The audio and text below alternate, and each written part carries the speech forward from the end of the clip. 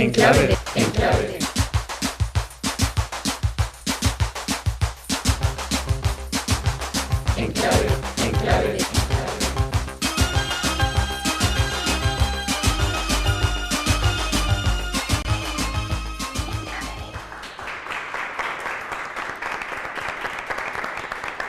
Seguimos aquí en Enclave D hablando de alimentación y consumo en el aula de debate de la Universidad de Córdoba junto con Onda Mezquita. Y además estábamos hoy por primera vez en Rabanal en la Facultad de Veterinaria y nos acompañaba también el aula de alimentación. Estamos precisamente hablando de la producción y consumo de carne, de todo lo que hay en torno a ella, problemas medioambientales, de consumo, necesidad de abastecimiento de la población del mundo desarrollado. Teníamos aquí algunas cuestiones pendientes. Con respecto a lo que estabais hablando en este momento, claro, quiero defender un poco a Carlos en ese sentido. Lo que queremos decir es, claro, estamos produciendo más carne, estamos consumiendo más carne de la que sería necesaria, ¿no? Y esta carne, por una regla termodinámica básica, cada vez que sufre una transformación, ¿no? Si la carne tiene que comer verduras y luego la verdura no la comemos nosotros, realmente la energía que llega es menos. Eso es un gasto de recursos que va sumando, un gasto de recursos que vamos a ir perdiendo con este exceso de carne que estamos consiguiendo, incluso con temas de la huella hídrica, por ejemplo, en el que para producir verduras o frutas hace falta mucha menos agua que la que hace falta para producir carne, que esto también es otro recurso que, como estamos ahora mismo en el mundo, puede ser necesario y puede ser quizás un desperdicio. Bueno, yo quería decir una cosa con respecto a lo del día sin carne en Bélgica, que creo que es un poco de demagogia, porque son uno de los principales productores de carne de porcino. Así que a lo mejor eso queda muy bien para su gente, pero para los que entendemos un poco del tema de carne, pues... Y después yo me gustaría decir otra cosa. Mi compañera Marta ha dicho que no debemos producir tanta carne. España creo que es el tercer país productor de carne de cerdo y de pollo. Es un motor de la economía y de la industria de este país. Uno de los pocos que más o menos va bien gracias a las exportaciones y de los cuales pues creo que todavía podemos hacer muchas cosas más. Entonces, si os parece, podemos decir, bueno, es verdad, la producción intensiva gasta muchos recursos, problemas medioambientales, tal y tal, y después tenemos a lo mejor la producción ecológica, que no es tanto, tiene otro tipo de efecto un poco más beneficioso sobre el medio ambiente, pero yo pregunto, ¿sabéis cuánto vale un kilo de carne ecológico y cuánto vale un kilo de carne no ecológico? ¿Estaríamos dispuestos a pagarlo? La pregunta es también, ¿vale todo cuando hablamos de producción? Puedo además me gustaría añadir a lo que dice Martín, realmente la sociedad demanda los productos ecológicos porque ahora mismo la sociedad está acostumbrada, lamentablemente, a una carne que tiene poco sabor, que está producida en intensivo y vamos, yo me he encontrado casos de sobrinos míos que están acostumbrados al típico pollito blanco que tiene una pinta maravillosa, le das el pollo de granja, que es un pollo más oscuro y que tiene un sabor más intenso y el niño te dice que eso, que él no se lo va a comer, ya lo que tú hagas con él, allá tú.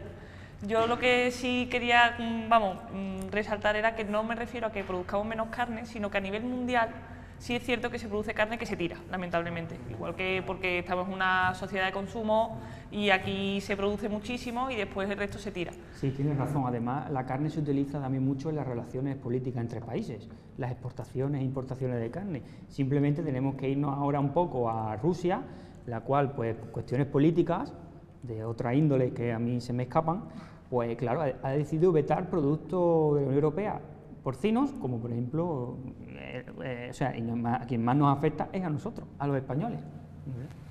Pues como tenemos que seguir avanzando, antes del siguiente bloque tenemos otra pregunta también entre los asistentes.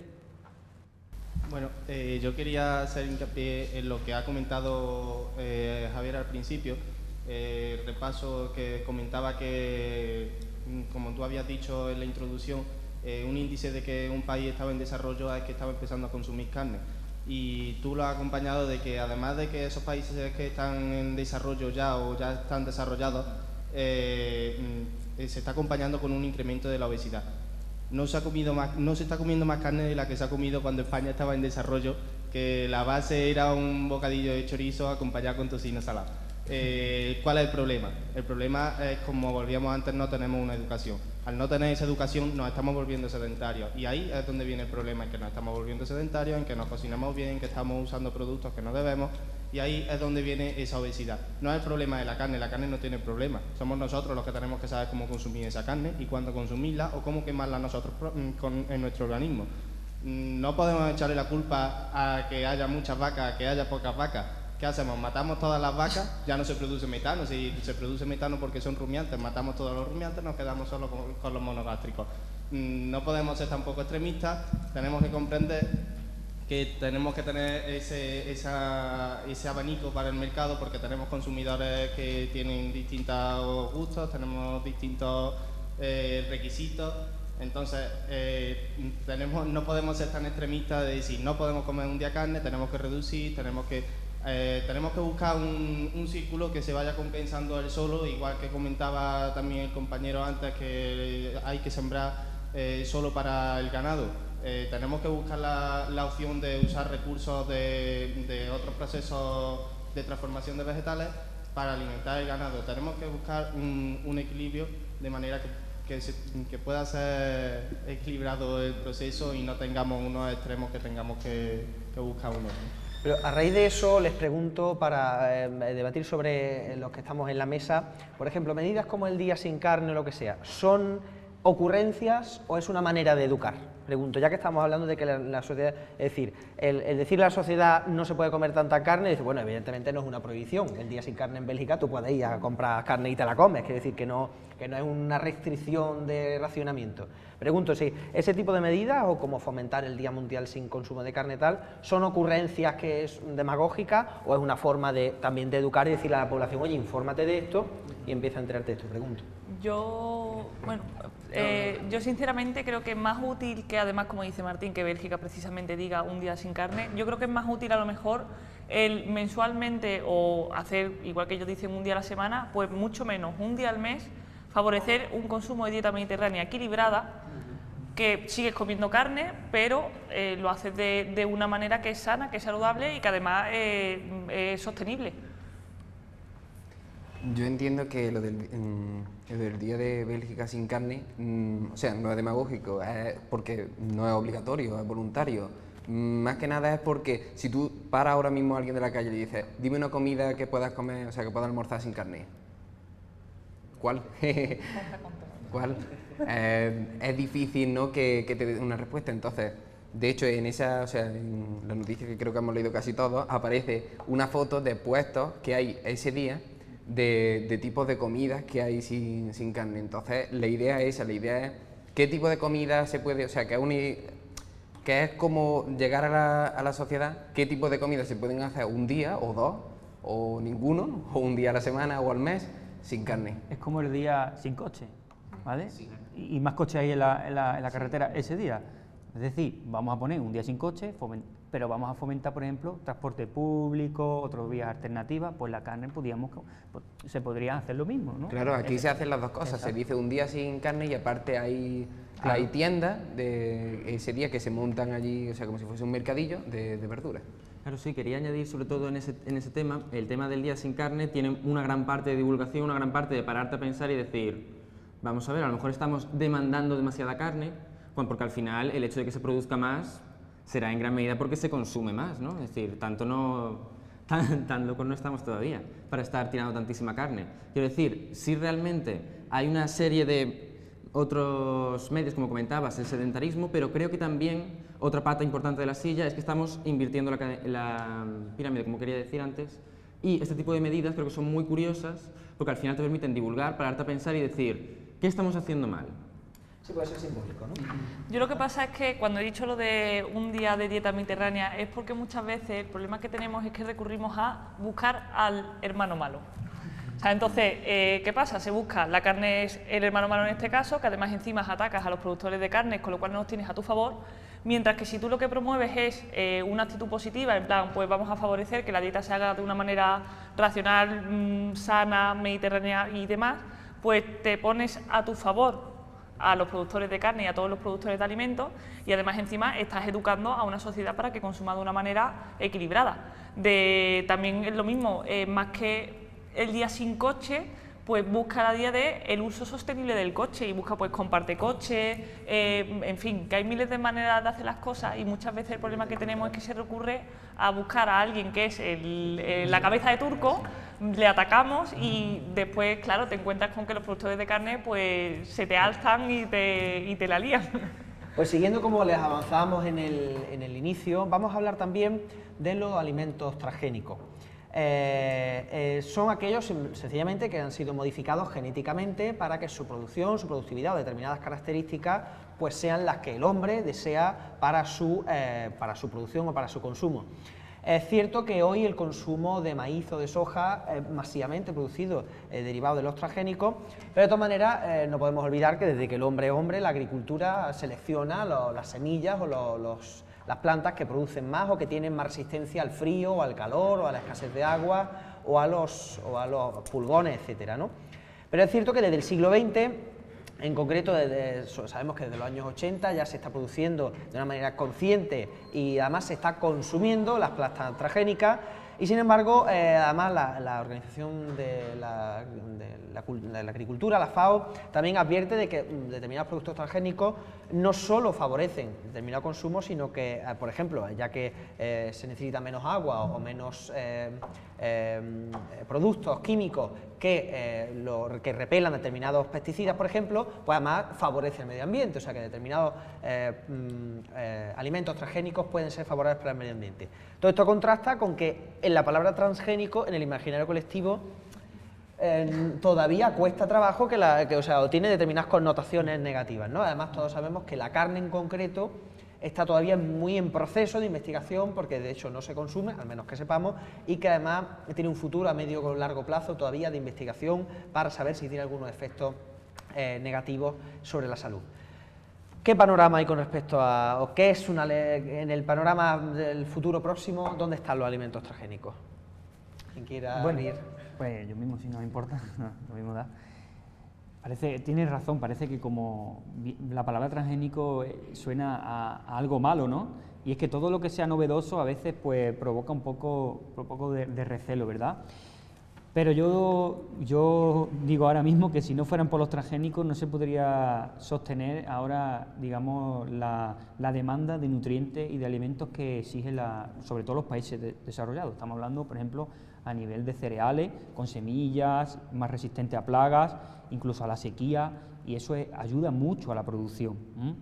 Y bueno, la selección genética se ha hecho siempre a lo largo de la historia, esto no es nuevo, ¿vale? Es decir, siempre se han seleccionado las razas que al productor, al ganadero más le gustaba, pues se la ha ido dejando y ha ido transmitiendo su genética a su descendencia. Eso siempre se ha hecho y se sigue haciendo, ¿no?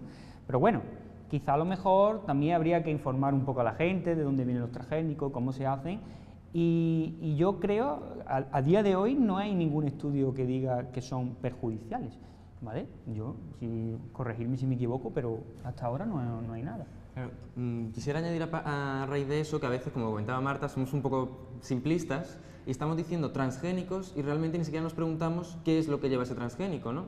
Porque al final, que sea transgénico o no, me va a importar más o menos, depende de lo que sea realmente este producto, qué cualidades me aporte, y en eso no pensamos tanto. Es decir, puede ser que un transgénico incluya un tipo de antibiótico para X bacterias que a lo mejor puede tener un problema en la salud del humano, pero no será malo por ser transgénico, será malo por tener este antibiótico. Yo creo que somos un poco simplistas, estamos pensando, quiero decir, a la hora de pensar en el transgénico. Vemos el transgénico como que ya es malo a priori y será malo depende de cómo se use. Pero es cierto que nosotros leemos la palabra transgénico y dice, uff, nos entra un poco de incomodidad cuando puede ser que lo estemos comiendo todos los días en la mesa o casi todos los días. Al hilo de esa pregunta, me gustaría volver a repetir que el problema es el mismo que hemos tratado al principio, que es divulgar la ciencia, porque hay gente que no lo sabe. De hecho, puede existir incluso diabéticos tipo 1 o diabéticos insulinodependientes que estén en contra de los transgénicos. Entonces, es una contradicción. ¿Por qué es una contradicción? Porque desde los años 80 la insulina que ellos utilizan es insulina transgénica. O sea, se modificó una bacteria, que es la bacteria E. coli, se inyecta unos genes para que produzca insulina humana. Y antes se utilizaba insulina de vaco de cerdo que daba reacciones. Entonces, claro, eso, ¿cuánta gente lo sabe? Entonces, Claro, siempre los transgénicos que malos, pero que desde los años 80 ese tipo de insulinos dependientes, de diabéticos, lo están usando y no hay ningún problema, ¿no? O por lo menos, vamos, siguen vivos y se ha avanzado su esperanza de vida por utilizar insulina humana en lugar de insulina animal. A mí me gustaría hacer una reflexión, y es que, como bien dice Carlos, siempre se ha tirado de los transgénicos, por ejemplo, en la producción de ciertas sustancias, haciendo una modificación genética de microorganismos, que eso nunca, además, de hecho, nunca se ha visto mal, siempre ha sido por un avance de la ciencia, pues en el caso de producir insulina que no produzca ningún tipo de problema a diabéticos y demás. Lo que a mí me sorprende, bueno, me sorprende y no me sorprende, es que a los transgénicos se le empiecen a ver de muy malas maneras cuando empiezas a conseguir alimentos producidos a menor coste que otras empresas que ya están instaladas y que producen con ciertos costes y que son las dueñas del mercado, por así decirlo. Entonces yo creo que también en ese aspecto se le ha hecho un poco de mala propaganda al transgénico. Sí es cierto que ni todo es bueno ni todo es malo, que hay que buscarlo, como siempre, los términos medios, pero que el problema es ese, que nos estamos encontrando que al ciudadano, que muchas veces no tiene la educación necesaria para discernir entre qué transgénico es bueno y cuál no, será vendido como que todo lo transgénico es malo, y pues a lo mejor si supieran que, como bien dice Carlos, pues la insulina está hecha de forma transgénica, pues a lo mejor tendrían otra manera de ver este tipo de productos. Porque fíjense, los datos del año 2007 hablan de que los cultivos transgénicos son 114 millones de hectáreas en 23 países, entre los que se encuentra España, y también en países de vías de desarrollo. Además, en el año 2006 en Estados Unidos el 89% de las plantaciones de soja eran de variedades transgénicas, así como el 83% del algodón y el 61% del maíz. Es decir, estamos hablando de que es una realidad aplastante que, sin embargo, sigue, como decir, una mala prensa. Entonces, esa mala prensa puede obedecer a intereses económicos, es decir, per se parece ser que si no llega a la mesa es porque un transgénico no es malo, o sea, no tiene por qué perjudicar a nada en la salud. Sí, yo creo que aparte también de que parece que hay una mala prensa detrás, también hay que mirar a lo mejor las empresas en las cuales, digamos, se dedican al transgénico. Hay a veces un poco también de oscurantismo, ¿no? No sé, lo digo porque he visto entrevistas, he escuchado entrevistas, sobre todo representantes de Monsanto, que digamos es la multinacional por excelencia del cultivo de transgénicos, y te deja ese saborcillo ahí un poco agridulce cuando hablan. Entonces esas cosas también, digamos, que las tienen que tener un poco más en cuenta. Y otra cosa que quiero decir con respecto a la producción de carne es porque los piensos que higienen estos animales de producción, la soja y el maíz, todo es transgénico. De hecho, la etiqueta lo pone, si os fijáis, supone maíz transgénico, ¿vale? Y no pasa nada, ¿eh? Sí, a mí me gustaría hacer una pregunta, Martín, ya que ha sacado el tema de Monsanto y demás. Sobre los transgénicos, ¿deberían las empresas privadas investigar y que el Estado regule? ¿O el Estado, a través del CSIC o de otros centros de investigación, debería investigar en transgénicos? Hombre, yo creo que una cosa no quita la otra, es decir, claro, exacto, mira, eso pasa hoy día, ¿no? Hay experimentación a nivel estatal, a nivel de las administraciones públicas, en muchos ámbitos, pero también a nivel privado. Yo creo que las dos cosas tienen que fomentarse, ¿no? Y que cada uno pues saque sus conclusiones y que saque sus estudios y demás, ¿no? Pero bueno, no sé si tú a lo mejor te refieres a que esté más regulada la investigación por parte de la administración, ¿a ese te refieres a lo mejor? Sí, vamos, que esté más regulada y que la gente sepa que no es solo una empresa pérfida y malvada afuera, sino que aquí científicos españoles investigan y que eso puede repercutir a los transmisión de los conocimientos. Exacto. Pero cuando hablamos de transgénico, en cualquier caso estamos hablando de un interés económico, es decir, estamos hablando, aunque sea de rentabilizar el suelo, aunque solo sea por eso, ¿no? Estamos hablando de que además, también, por ejemplo, sí es cierto que con los transgénicos permites que que los países subdesarrollados, como la producción de vegetales y demás, es mucho más económica, mucho más fácil. Además, por ejemplo, necesitan menos agua para el cultivo y demás, facilitas para que esos países puedan tener su propia producción y dependan menos de los países del primer mundo. Entonces también creo que es un poco buscar la manera de evitar que los transgénicos que realmente producen algún tipo de efecto perjudicial lleguen al mercado, pero que además lo que estaba diciendo Martín, o sea, me he encontrado muchísima gente, no, porque los transgénicos, porque yo tal, porque si yo vegetariana, pues, y se hartan de soja, y siempre se lo digo, le digo, vamos a ver, si teniendo en cuenta, como tú has dicho, que el 86% de la producción de soja es transgénica, y en España mucha soja no hay, pues blanco en botella leche. Quería añadir, con respecto a lo que estaba comentando Marta, de llevar los transgénicos a países subdesarrollados, también hay malas prácticas con respecto a los transgénicos, no todo puede ser bueno en los transgénicos, y quería citar dos problemas. En primer lugar, el tema de la semilla suicida. Semilla suicida, que sabéis que es una semilla que está preparada para durar X generaciones. Eso tiene un sentido para preservar el medio ambiente, que no pueda invadir otros medios, pero también si tú le estás dando esta semilla a un país subdesarrollado, le estás dando pescado, pero no cañas de pescar. Y aquí ya tenemos un interés económico que también pueden tener un problema. Pero claro, aquí llega el segundo punto. ¿Cómo superamos el problema de que los transgénicos van a crear un problema medioambiental, ya que van a ser plantas superiores? En principio se han creado para eso. Plantas que sean capaces de aguantar mejor las sequías, que sean capaces de con menos nutrientes y puedan tomar los nichos ecológicos que tienen otro montón de plantas. Y creo que aquí hay un desafío científico-técnico que sería el hecho de encontrar formas, como está planteando con código genético alternativos, que no se juntaran con estos, con los naturales, para que los transgénicos no invadan todo el medio ambiente, porque claro, esto al final crea un problema ecológico, una pérdida de biodiversidad. Te quiero decir, los transgénicos por ahora, desde mi punto de vista, están bastante bien, están avanzando bastante, pero todavía hay desafíos y todavía hay retos que creo que la ciencia y la tecnología deben asumir. Bueno, pues entiendo que aquí además un criterio económico puede llegar a afectar al medio ambiente en general, ¿no? Pero de la otra parte, fíjense, estamos hablando de transgénicos, es decir, de plantas, de seres vivos modificados con altísima tecnología, pero de la otra parte nos encontramos lo que llamamos la producción biológica. La producción biológica, además, sabrán ustedes que en escasa fecha, hace poco también, se ha establecido la sinonimia entre biológico, orgánico y ecológico, y además todos los productos que tienen alguno de estos tres nombres tienen que ser exclusivamente los producidos con una serie de parámetros, como puede ser natural, que no lleve aditivos, que no lleve pesticidas, que estén enmarcados en una serie de normativas que también regula tanto el gobierno español, sobre todo desde el año 89, que es cuando se establece, y también la Unión Europea. Actualmente, desde el 1 de enero de 2009, entra en aplicación un reglamento del Consejo sobre Producción y Etiquetado de los Productos Ecológicos, que es como decimos que tiene que haber un límite absoluto. Los datos, por ejemplo, de 2011 en España tiene una superficie de 1.800.000 hectáreas de producción ecológica, con más de 32.000 productores, y el aumento es constante. Es verdad que se estancó en torno a los años 2004-2008, pero hasta 2011 y hasta la actualidad ha despegado. Contra todo esto, con una producción biológica orgánica que tiene mucha mejor prensa, mientras que en el imaginario colectivo transgénico tiene un peso negativo, oímos una producción ecológica y biológica que, sin embargo, como que nos dejamos mucho más tranquilos, que además tiene el inconveniente de que es por un elevado precio. Y sobre esto también reflexionábamos antes sobre esa quimicofobia, ¿no?, que se podía producir. ¿Qué hay en torno a esta producción biológica? ¿Puede ser una solución? ¿Es una alternativa viable? ¿No es viable? ¿Qué ventajas e inconvenientes ofrece?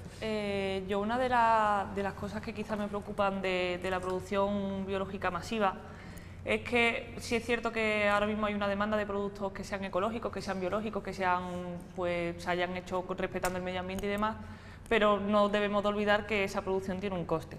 Entonces el problema está en que cuando la ama de casa, que tiene su dinero para hacer su compra, llega al supermercado y se encuentra una carne producida aquí de manera biológica, que respeta el medio ambiente, que respeta todos los parámetros, y se encuentra al lado el filete que viene de Argentina o que viene de Nueva Zelanda, por ejemplo, en caso de cordero y demás, que está producido de una manera intensiva y económica, ¿por dónde tira? Pues normalmente, por desgracia, tira hacia el aspecto económico, y entonces es un problema que tenemos. ¿Qué es lo que ocurre? Que para mí sí está bien que se produzcan alimentos ecológicos y biológicos, porque debemos de tener siempre esa posibilidad ahí, además porque hay gente que realmente los consume, pero que tampoco podemos irnos a todo biológico o todo, porque no se puede.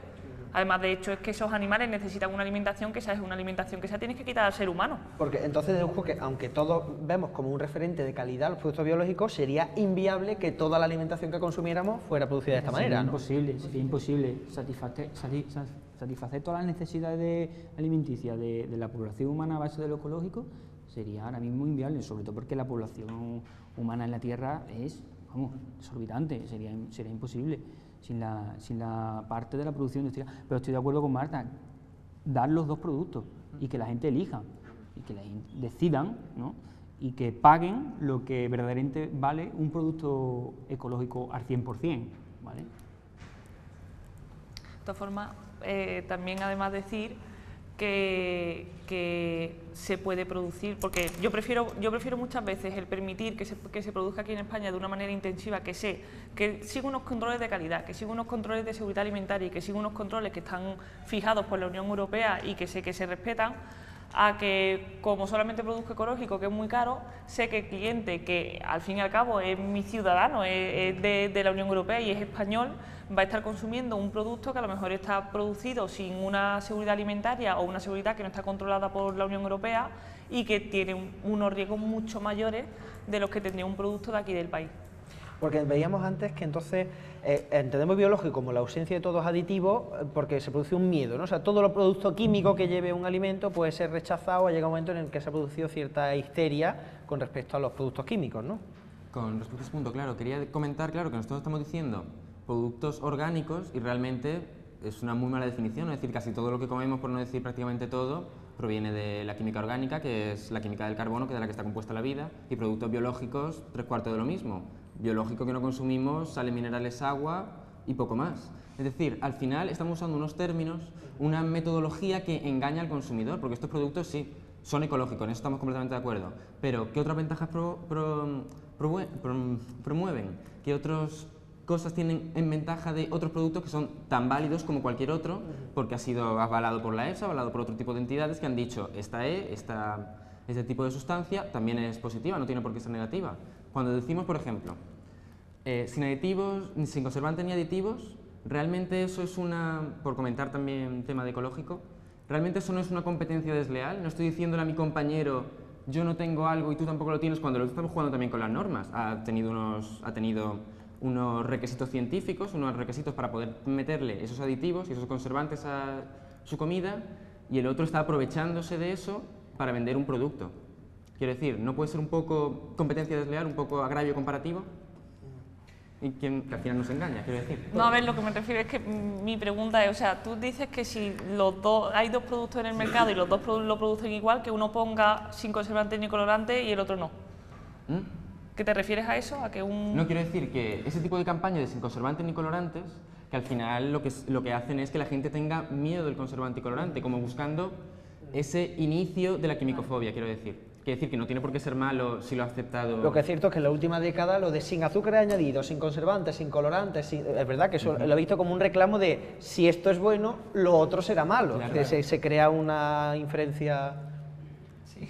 Quiero decir que, o sea, que realmente podemos llegar a confundir que un azúcar añadido es malo porque el producto del otro no lo vende como un reclamo, ¿no? Cuando realmente, por ejemplo, a lo mejor también un poco contrasta, es verdad que no todo sería viable por producción ecológica, pero todos sabemos que un tomate ecológico sabe mucho más, o sea, es lo típico de las abuelas, ¿no? En mis tiempos, pues un huevo sabía huevo y no esto de ahora, ¿no?